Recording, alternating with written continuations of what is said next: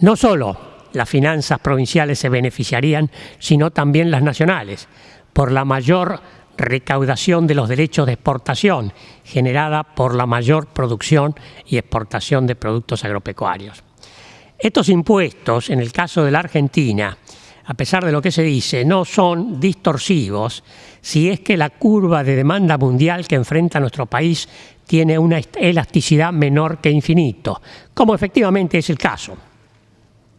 De acuerdo a lo que aconseja en la teoría económica, los derechos de exportación no debieran ser mayores que el inverso de la elasticidad de la demanda de las exportaciones argentinas a largo plazo, la que en promedio estaría en el 5 o 6, menos 5, menos 6, lo cual recomendaría la aplicación de un maximorum de derecho de exportación del 15 o 20%.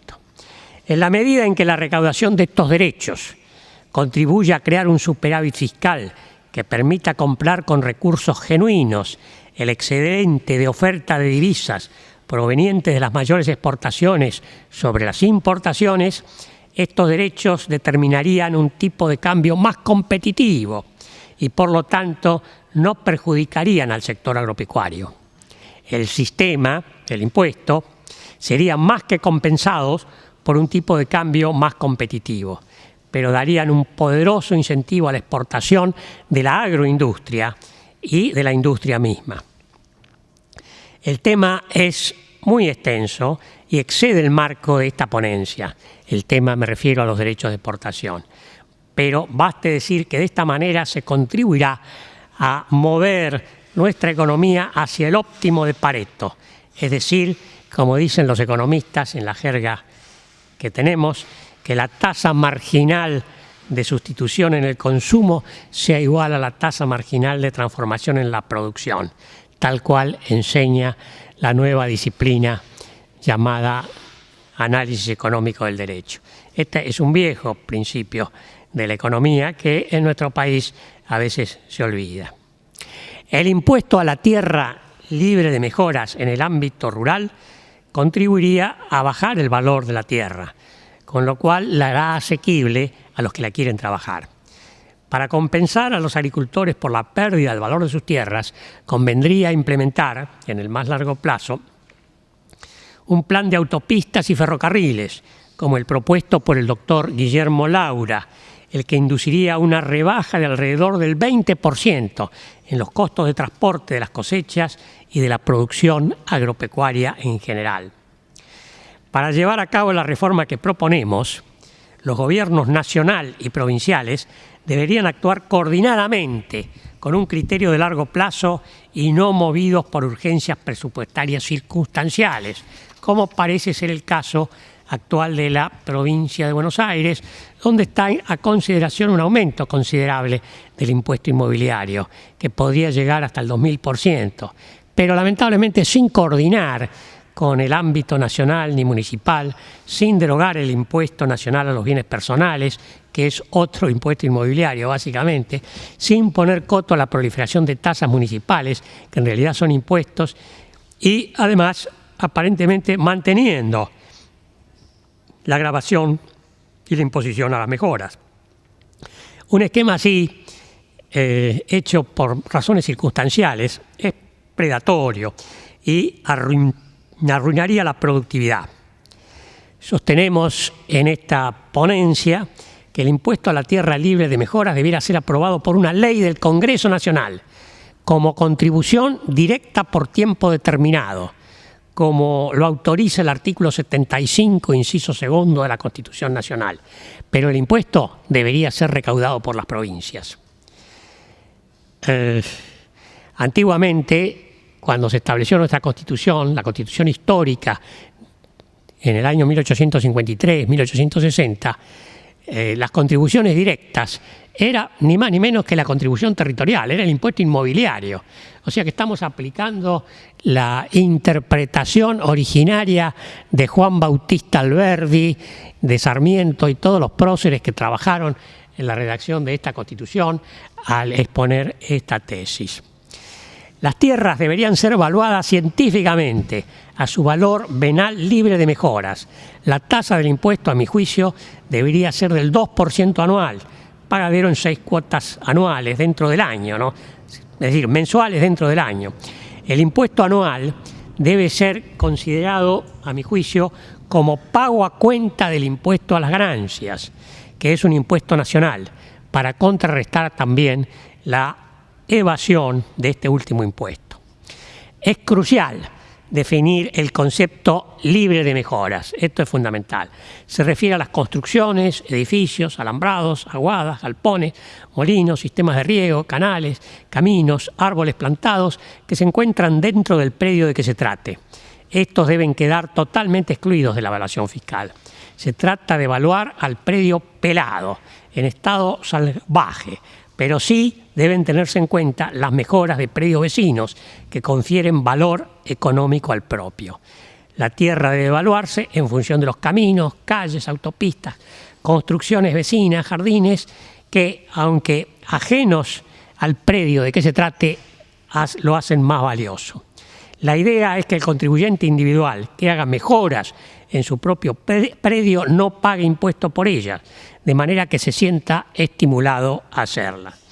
Pero, en cambio, tenga que pagar por la mayor valuación de las tierras que trae el progreso general de la sociedad, la llamada plusvalía de origen social.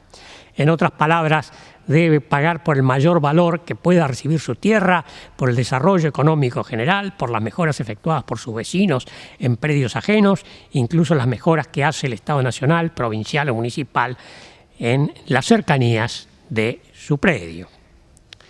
Por otra parte, la aplicación del impuesto a la tierra libre de mejoras en el ámbito urbano estimularía una gradual relocalización de la población argentina.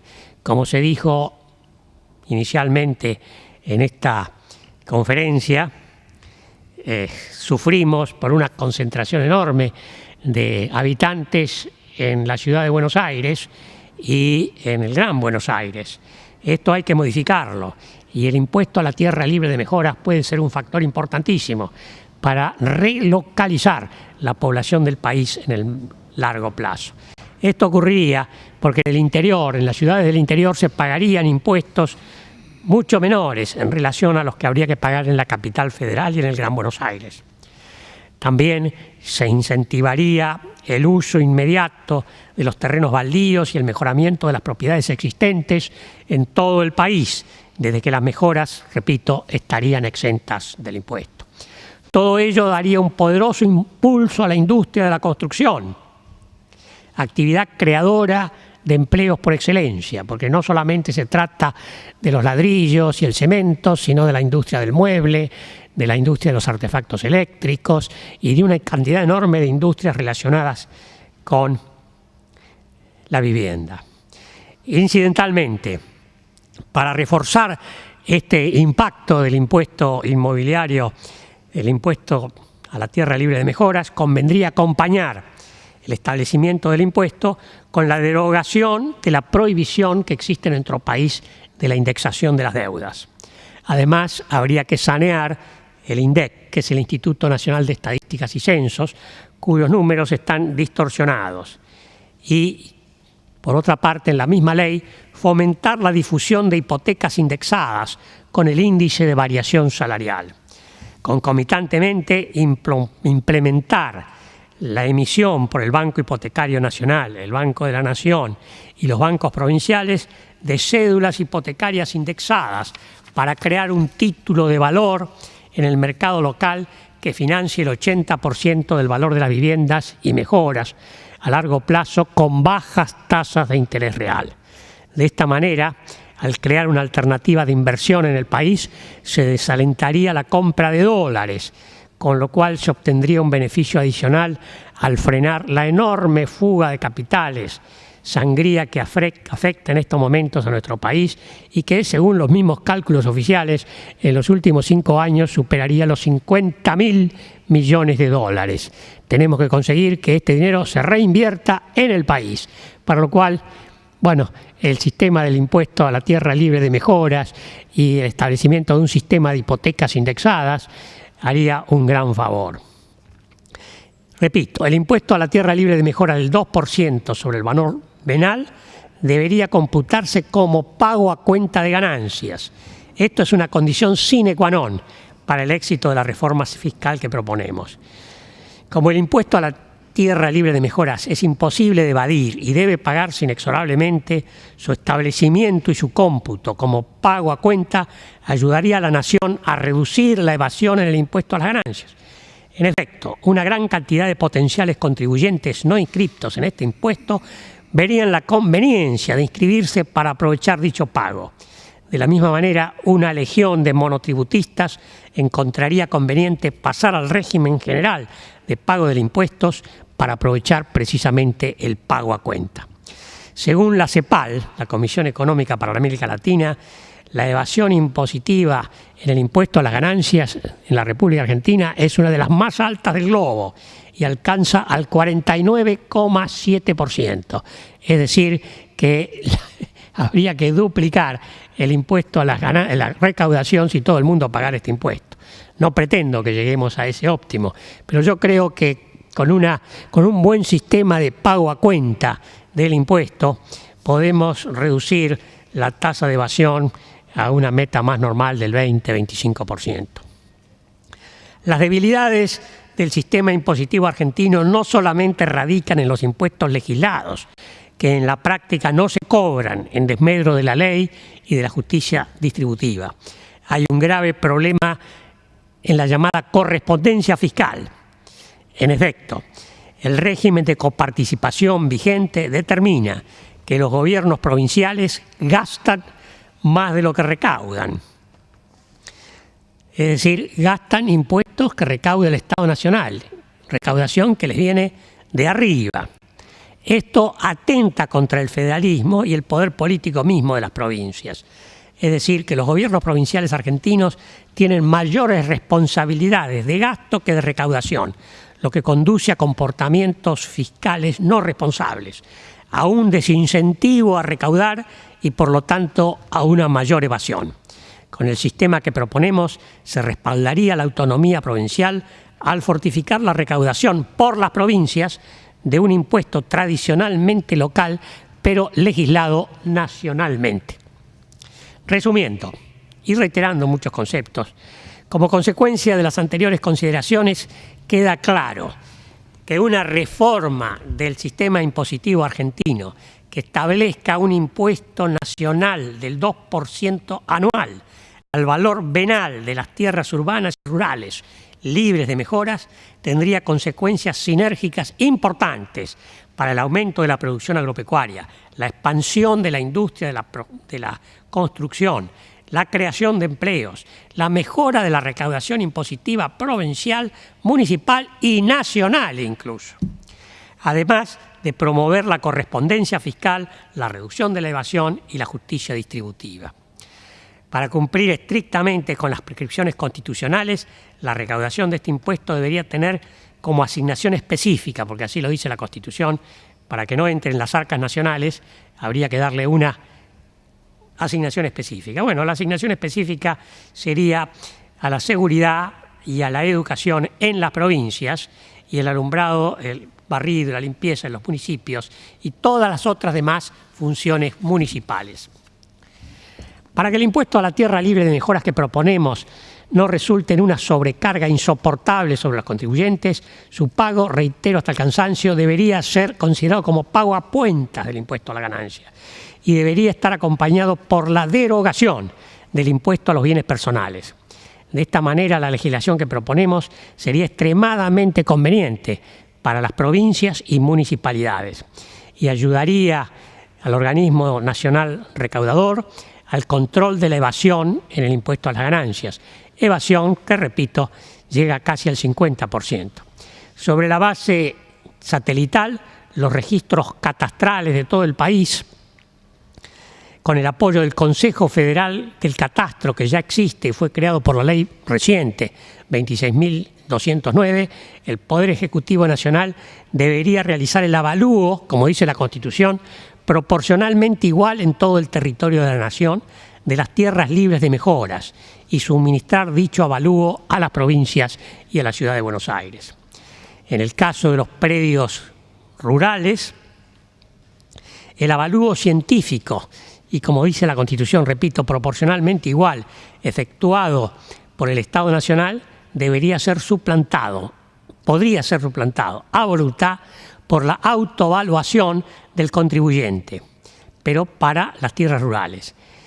En este caso, el Estado Nacional o el provincial o el municipal podrían adquirir el inmueble al precio fijado por el avalúo privado del propietario más un 50% a título de mejoras.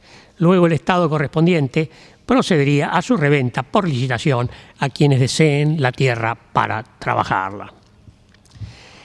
El impuesto a la tierra libre de mejora del 2% del valor venal debería ser recaudado, repito, por las provincias, fortaleciéndose así la llamada correspondencia fiscal. Las provincias aplicarían la mitad, es decir, el 1% a la seguridad y a la educación, y el otro 1% lo coparticiparían a las municipalidades en carácter de impuesto, tasa única y exclusiva para solventar el alumbrado, barrido, limpieza, pavimentos y toda otra clase de servicios municipales. Esto es importante porque en la actualidad los municipios a lo largo y a lo ancho del país cobran muchísimos impuestos a título de caminos rurales, etcétera, etcétera, que son bastante arbitrarios y disímiles en todo el territorio nacional. Acá habría un solo impuesto, pero pesado, del 1% del valor de las tierras, exclusivamente para las municipalidades.